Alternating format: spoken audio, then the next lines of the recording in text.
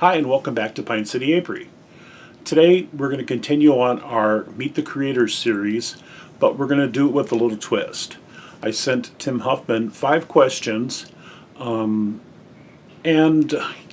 asked him to reply in a video, and we're going to show that video now.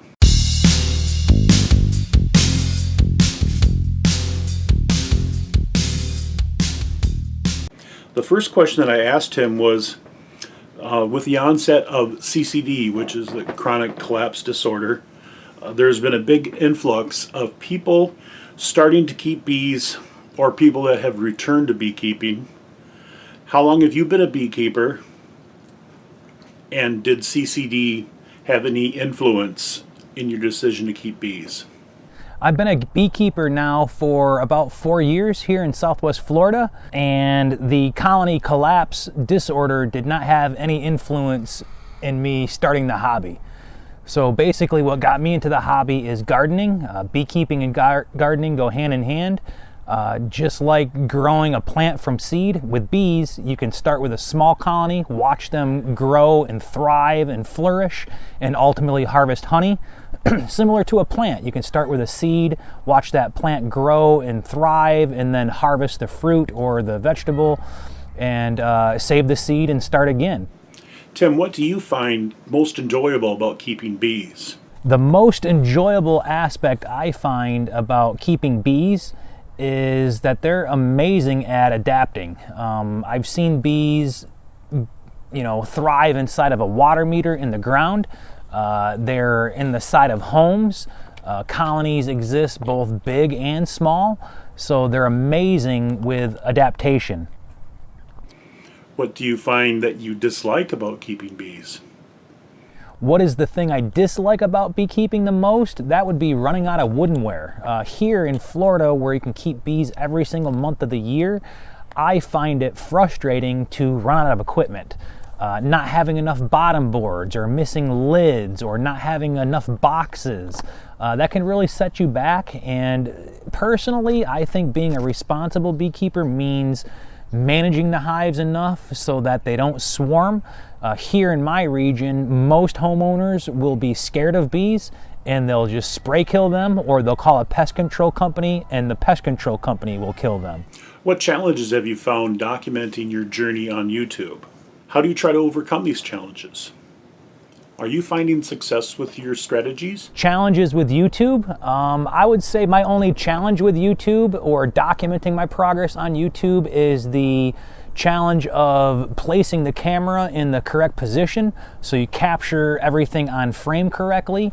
Also, video editing does take some time, so depending on how busy your schedule is, it takes time and investment. Purchasing a nice camera, using an audio recording system to hopefully mitigate the wind noise. To me, YouTube documenting is a side hobby that goes along with the beekeeping. I don't have to upload videos, but I find it more personally satisfying. My handwriting sucks. I'm not a really good note taker. I never took really good notes in high school. I don't learn from reading my own notes, really.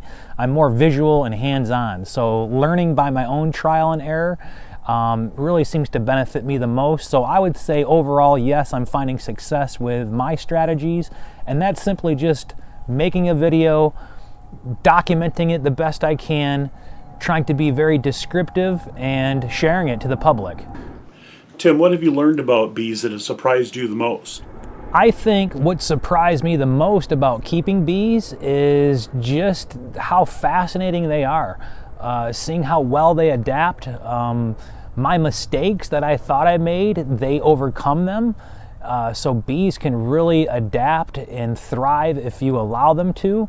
I know I've done everything wrong, but they seem to overcome everything I think I'm doing wrong. They still manage a way to thrive. Tim, so far in your operation, what would you change? What would you do differently if you could start over? Do-overs. What would I do over if I could? I would say, going back to my first season of keeping bees, I would be more frequent and diligent with my inspections during the summer. Here in Southwest Florida, during July and August, the temperatures get really high, the humidity is really high. Wearing this ventilated jacket is still, it helps, but it's still really hot. You can get heat exhaustion very easy. And I basically foregoed checking my bees frequently, like I should have. And what that did ultimately is that allowed my colonies to swarm. And then when the population of the bees drop, the wax moth move in, the hive beetles move in, and ultimately I'm cleaning up a big mess. Again, just to summarize, I've been a beekeeper here in Southwest Florida for about 4 years now. I'm still learning.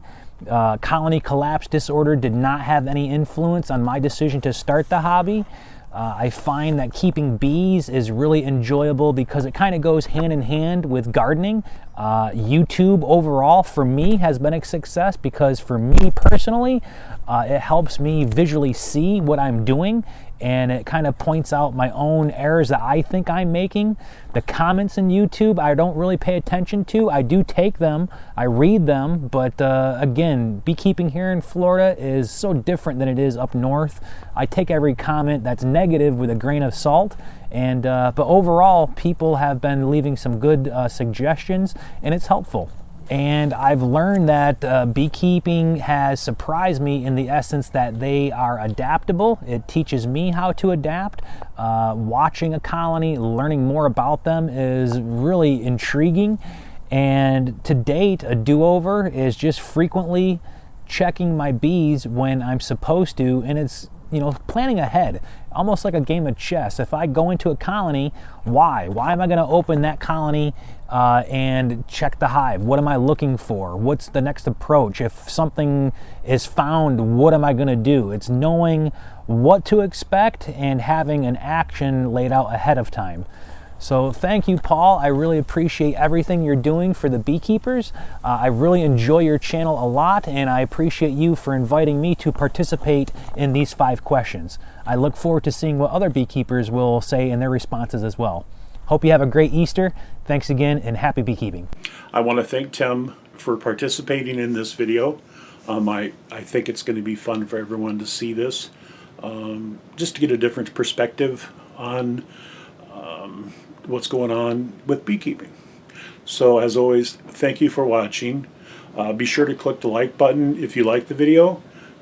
Share it with your friends. They may like it too. And if you haven't yet, please subscribe. We're really getting close to that 1,000 subscriber mark, and your subscription could really help. So thank you very much and have a great day.